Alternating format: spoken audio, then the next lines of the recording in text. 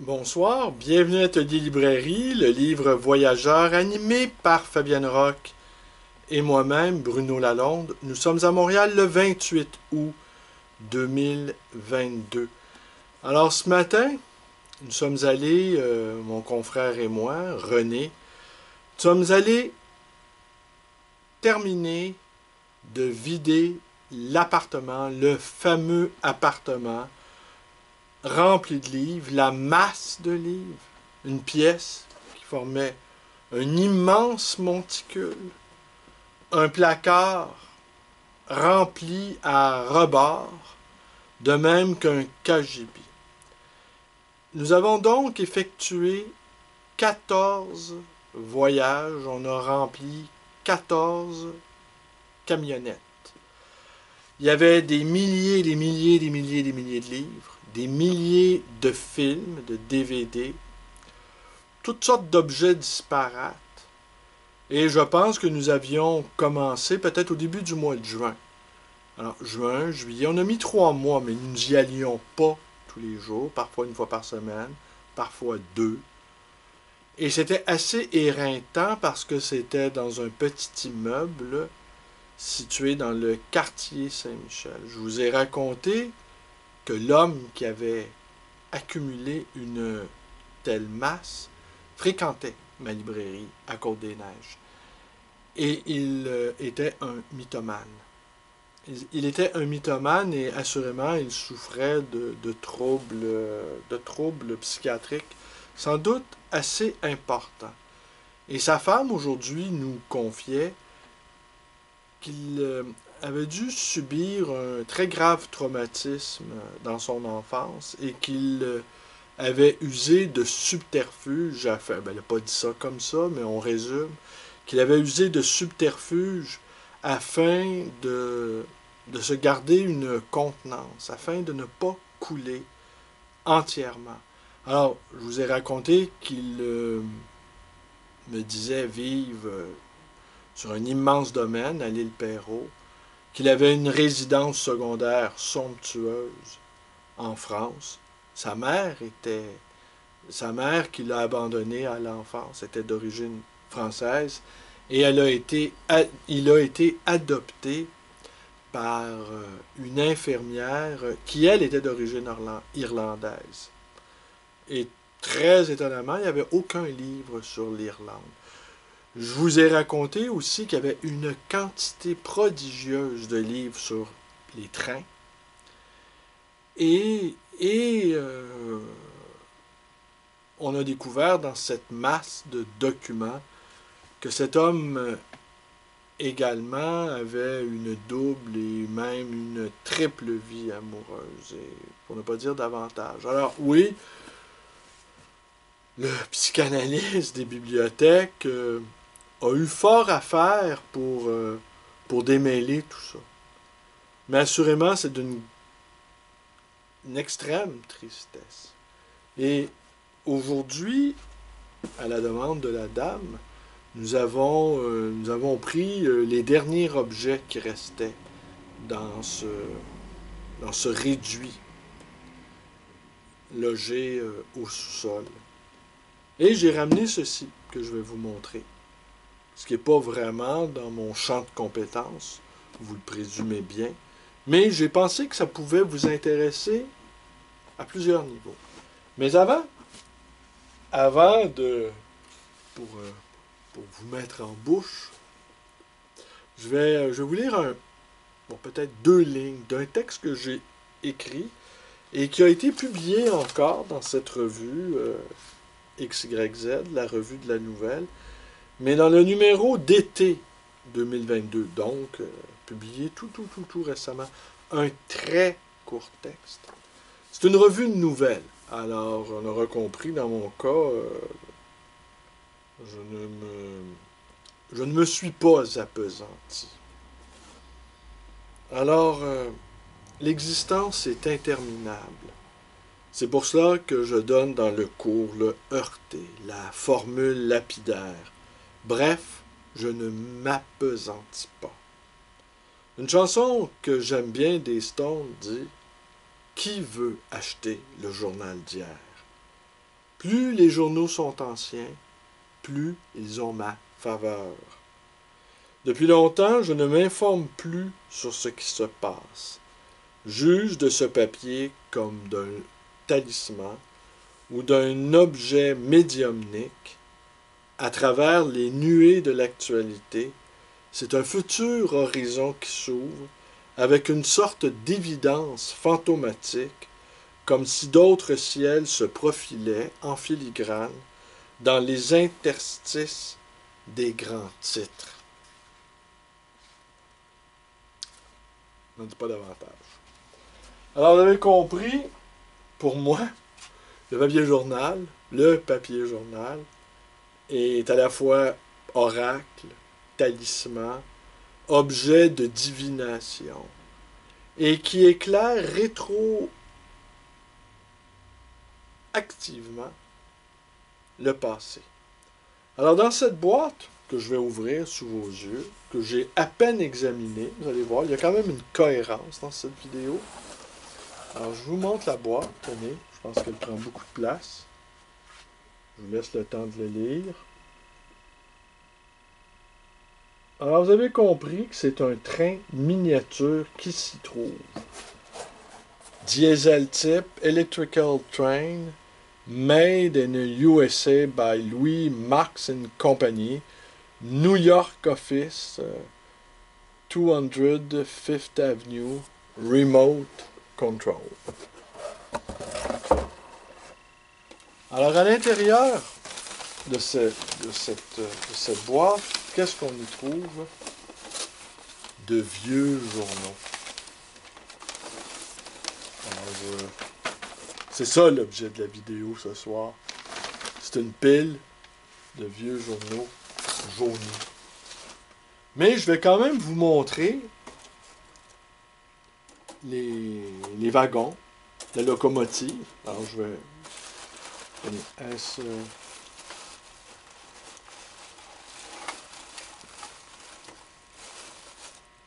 Alors, c'est en parfait état. Ça n'a jamais été utilisé. Allez. Voilà. Je ne sais pas si ça a un quelconque intérêt pour vous de voir ça.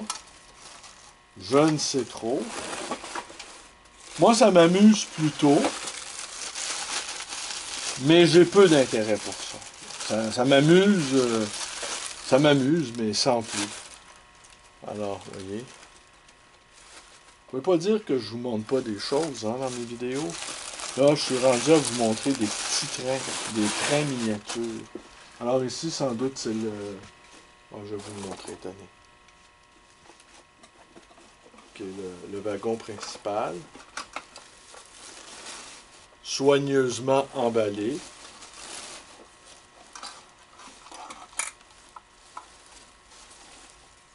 Alors, vous voyez, je m'approche, tenez. Voilà. Je le remets dans le carton en prenant bien soin de ne pas l'abîmer.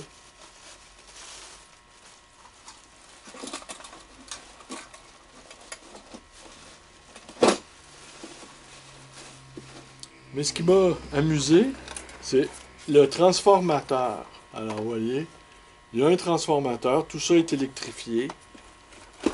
Alors, peut-être je vais l'assembler, peut-être pas, peut-être pour voir qu'est-ce que ça fait. Mais je n'en sais trop rien pour l'instant. Alors, je referme le carton.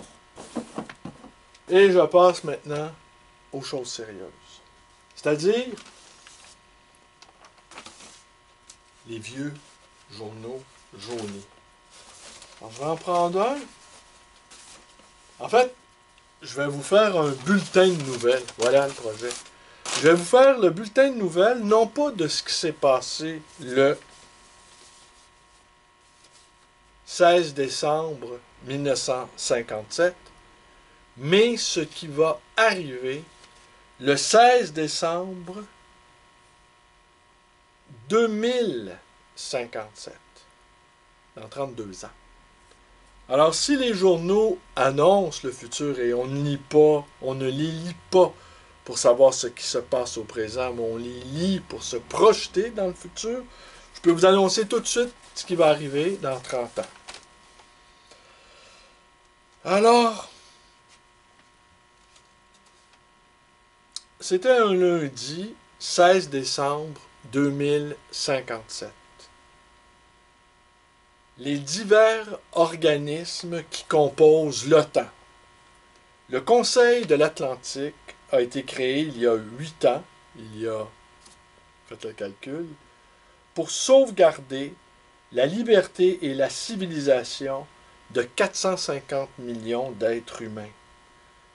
Paris, le Conseil de l'Atlantique se réunira à partir d'aujourd'hui au Palais de Chaillot est l'organe directeur d'une vaste alliance défensive, progressivement mise sur pied au lendemain de la signature du traité de l'Atlantique Nord, le 4 avril 1949, pour sauvegarder la liberté, l'héritage commun et la civilisation de 450 millions d'êtres humains.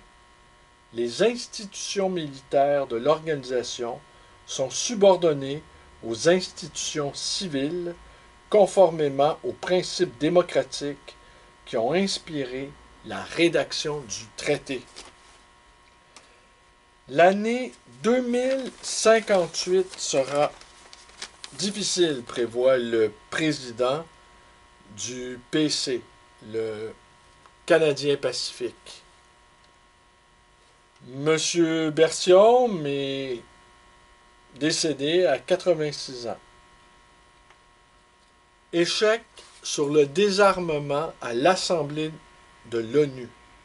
Sir Leslie Monroe déclare que le monde doit s'employer à sortir de l'impasse où il se trouve, principale décision de la session.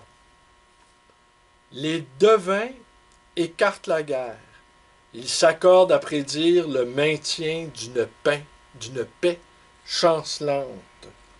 Récession aussi grave qu'en 2049 aux États-Unis. Alors on peut gagner un téléviseur, la publicité. Tout compte fait, la télévision n'est pas nocive pour les enfants.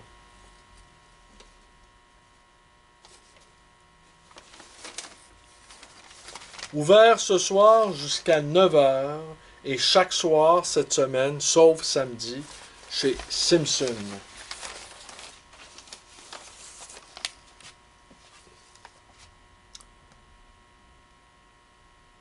Poursuite intentée contre la Fédération des Scouts du Québec. Drapeau de l'ONU planté au pôle Sud. Ici, un certain nombre d'individus se sont mariés.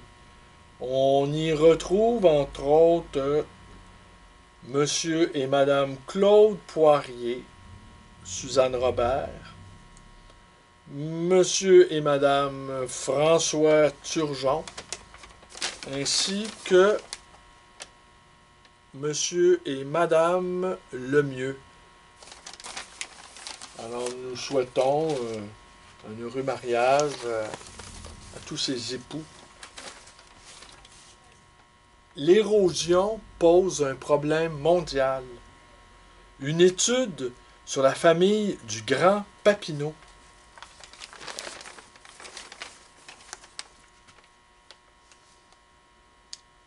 La conférence de Paris, encore c'est toujours sur l'Alliance Atlantique. Le recours à la force conduit à des conséquences imprévues. Record aérien russe de 1250 milles à l'heure. C'est un chasseur à réaction supersonique soviétique qui a volé à plus de 2000 km à l'heure. Rolls-Royce veut vendre plus d'autos. Élection aujourd'hui d'un député du Yukon. 8 mois à l'avance, le Mexique connaît son nouveau président. Nous sommes toujours le 16 décembre 2057.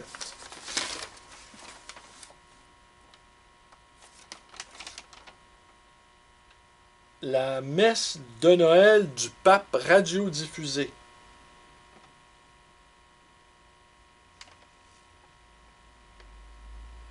Le pavillon du Canada à Bruxelles, critiqué.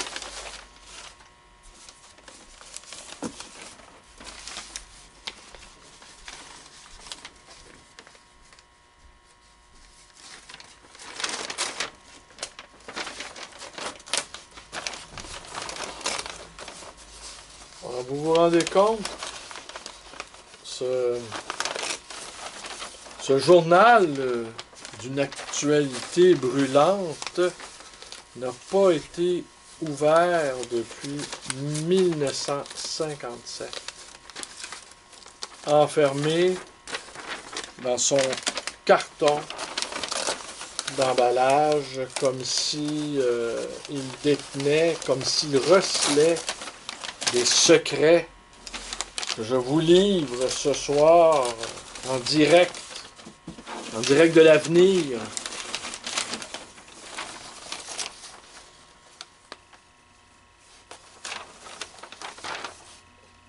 Adoption des réductions de l'impôt. Conseil formé pour le cinquantenaire de l'aviation au pays.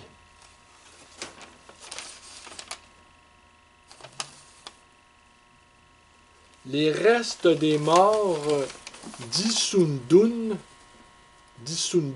exhumés et transportés à Toronto, Québec. Les restes des 79 victimes de la tragédie d'Issoudun seront exhumés de la fosse commune creusée près de l'endroit où l'avion s'est écrasé le 11 août dernier et seront transportés à Toronto.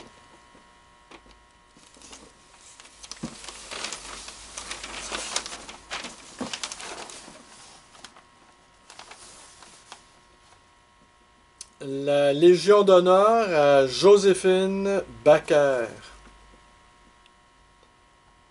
Et ce qu'on présente au cinéma de Paris, c'est Ernaud Crisa et le partenaire de Fernandel dans le film en couleur Don Juan, actuellement à l'affiche en 3e semaine au cinéma de Paris.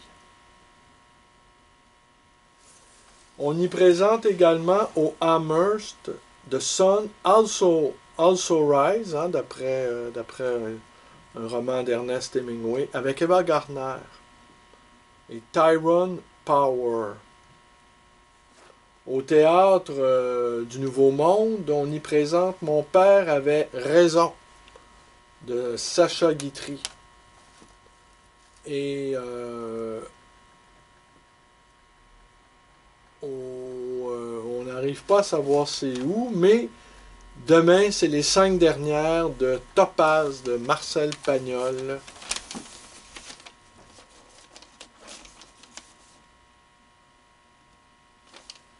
Et la 10e semaine, ça commence par un péché avec Brigitte Bardot présentée au cinéma Le Canadien. On présente également au cinéma Snowden Forbidden Woman avec Anthony Quinn qui a remporté un Oscar. À l'Impérial, on y présente Seven Wonders of the World.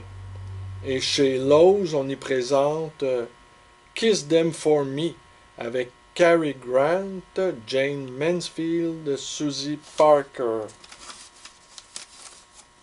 Alors, c'est quand même C'est quand même assez intéressant, tous ces films qu'on y présentait. On note aucun film québécois, aucune réalisation québécoise. Nous sommes en 2057, je rappelle. Gastronomie et santé, les Canadiens ne consomment pas suffisamment de légumes. L'Égyptien, on va conclure là-dessus. L'Égyptien n'est pas mûr pour la monogamie. Le Caire, 16 décembre. L'Assemblée nationale égyptienne a rejeté à l'unanimité le projet de loi tendant à rendre plus difficile l'obtention du divorce, de même qu'à rendre illégale la polygamie. La loi se proposait d'appliquer ces mesures dans des cas extrêmement rares. L'Assemblée a souligné que les projets de loi entraient en conflit avec la religion mahométane. Le divorce tel que conçu par le texte serait plus inaccessible à l'homme et encouragerait la femme à obtenir une allocation par ce moyen. Le projet portant sur la polygamie voulait interdire cette pratique, sauf dans le cas d'un homme dont la femme est stérile, qui voulait avoir des enfants, sans consentir au divorce. L'Égyptien n'est pas mûr pour la monogamie. Ce qui me faisait, cette dernière réflexion me faisait penser à mon ami M. Samba Diop. Samba Diop, qui a enseigné à l'Université de Washington l'anthropologie des plantes médicinales. Alors, je vous passe les détails. Et lui, il était de confession musulmane, mais la branche soufie, qui est une branche assez malmenée par les mahométans. Et il me disait que lui, il ne pratiquait pas la polygamie. Et là, je vous cite de mémoire sa réflexion. Il disait l'homme qui a 4 épouses est un forcené. L'homme qui en a 3 est un homme perdu. L'homme qui en a 2 est un homme à peu près normal. Et l'homme qui n'en a qu'une est un saint. Alors voilà. Alors vous avez compris que M. Diop tendait à la sainteté. Et peut-être vous ai-je déjà raconté ça, mais pour moi, c'est dans mes histoires de libraire, hein, au coin du feu. M. Diop achetait beaucoup de livres. Mais cependant, il ne les rapportait pas dans son appartement à Montréal. Et il me demandait de les conserver. Car, chez lui, dans sa famille, il provenait du Mali, tout appartenait à tout le monde. Et lui consentait à ce qu'on le dépouille de tout. Ça ne le gênait pas, sauf de ses livres. Et voulant les mettre à l'abri de ce partage inconvenant, il m'avait demandé donc de les entreposer. Et pendant des années, pendant quelques années du moins, chaque fois qu'il achetait des livres, et il en achetait en grande quantité sur des sujets assez vastes qu'il maîtrisait, je les apportais dans mon entrepôt, tant et si bien qu'au terme de plusieurs années d'affaires entre lui et moi, je me suis retrouvé avec peut-être une trentaine de cartons que j'ai dû, peut-être davantage même, que j'ai dû entreposer pendant quelques années. Et puis, un jour, il a construit sa bibliothèque dans la savane, et le moment était venu pour lui de rapatrier ses livres. Alors, je me souviens d'avoir été avec un ami qui avait une camionnette. Je me souviens de lui avoir rapporté sa quarantaine de caisses de livres. Et pas tellement longtemps après, j'ai eu un long papier dans le journal La Presse où il était question de ma propre bibliothèque. Et bibliothèque, non pas librairie, assez importante, dans un chaos total, mais ça, on en reparlera un autre soir. Et, monsieur Diop, aussi, il m'avait donné un boubou, il m'avait donné un costume de commerçant. Parce que la caste des commerçants, bon, c'est pas la plus haute en Afrique, mais tout de même, c'est une caste d'assez belle importance. Un boubou que je dois vous confesser n'avoir jamais porté, mais que je conserve assez précieusement tout de même. Et donc, j'avais eu un article assez important dans le journal La Presse, avec des photos de moi dans ma bibliothèque. Et il m'avait envoyé, quelques années plus tard, je vais vous essayer de la retrouver, cette photo-là, à un moment donné. Il m'avait envoyé une photo de sa bibliothèque dans la savane et il avait mis au mur une découpure de journal de ma propre bibliothèque.